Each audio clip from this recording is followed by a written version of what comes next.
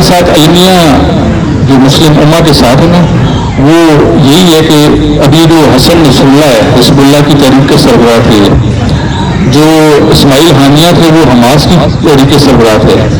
اب یہ دیکھیں کہ جو دو تحریک فلسطینیوں کے حقوق کے لڑ رہے ہیں، ایک شیعہ اور ایک سنی ہے، دونوں مل کر لڑ رہے ہیں، لیکن ہم یہاں پر آپس میں لڑ رہے ہیں. ایسی بات ہے. تو ہمیں دیکھنا ہوگا کہ آیا یہ کون سی قوتیں ہیں جو برسر پیکار ہیں ہمیں آپس میں لڑانے کے لیے، شیعوں کو سنیوں کے ساتھ، سنیوں کو وہابیوں کے ساتھ. سنی طبقے کے اندر اتنا طبقات بنا دی کہ وہی آپس میں فارغ نہیں ہوتے لڑنے سے. تو یہ ہمیں خود سے سوچنا ہوگا.